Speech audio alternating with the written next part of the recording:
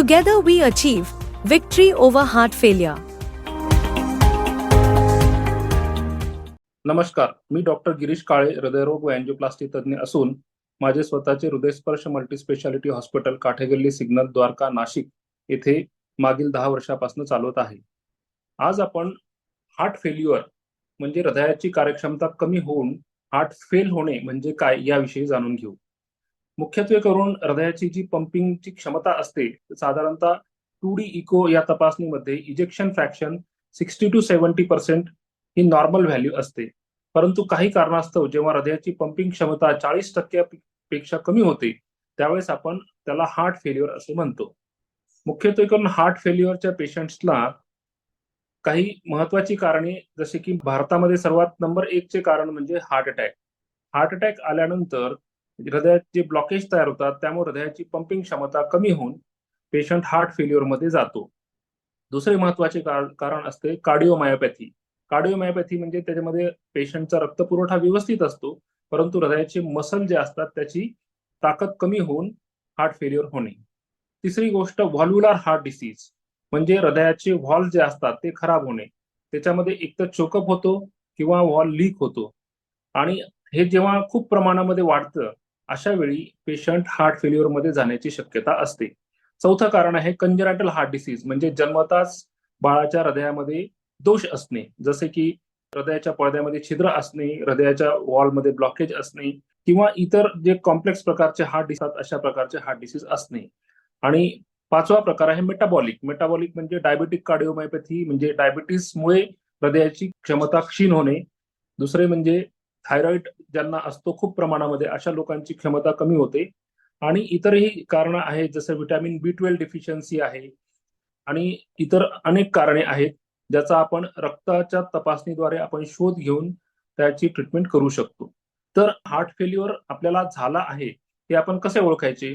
याच्यामध्ये मुख्यत्वे करून आपण तपासण्या करतो ECG आणि 2D इकोकार्डिओग्राम. जेव्हा 2D इकोकार्डिओग्राम करतो तेव्हा इजेक्शन फ्रॅक्शन जेव्हा आपला 40% पेक्षा कमी असतो त्यावेळेस आपण हृदयाची क्षमता कमी आहे किंवा हार्ट फेल्युअर होण्याची शक्यता आहे असे म्हणतो. तर अशा रुग्णांना थोडे अंतर चालल्यानंतर अगदी घरातली किरकोळ काम करताना सुद्धा म्हणजे बाथरूमला जाताना, उठताना, बसताना दम लागत असतो.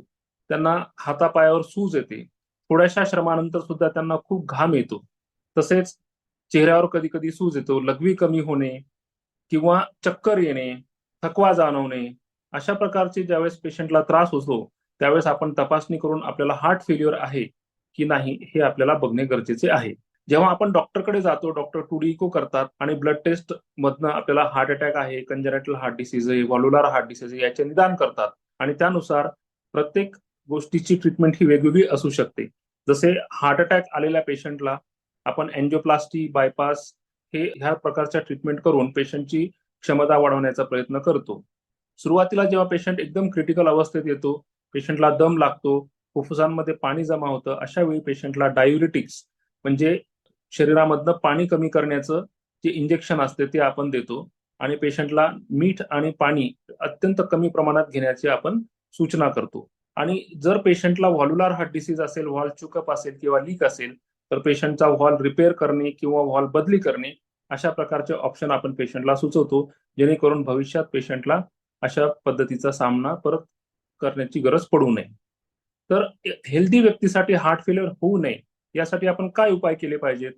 तर प्रत्येकाने दररोज व्यायाम केला पाहिजे अर्धा ते पाऊण तास. जेवणामध्ये मिठाचे प्रमाण अत्यंत कमी ठेवले पाहिजे. जंक फूड जसे की pizza, burger, bakery products, cakes, biscuits याचा वापर अत्यंत कमी प्रमाणात करावा. तेल हे अतिशय चांगल्या दर्जाचं वापरणं गरजेचं आहे. त्यामध्ये पाम ऑइल, डालडा किंवा तूप याचा वापर अत्यंत कमी प्रमाणात करणे गरजेचे आहे. त्यानंतर आपली लाईफस्टाईल जी आहे ती एकदम व्यवस्थित आणि स्ट्रेस फ्री ठेवली पाहिजे आणि वेळोवेळी आपल्या हृदयाच्या तपासण्या जसे की lipid profile, ECG, 2D echocardiogram, treadmill test यासारख्या तपासण्या दरवर्षी करून आपल्याला काही हार्टचा प्रॉब्लेम होतोय का हे आपल्याला जाणून घेणे आवश्यक आहे. तर अशा पद्धतीने आपण काळजी घेतल्यास आपण हार्ट फेल्युअर पासून दूर राहू शकतो. धन्यवाद.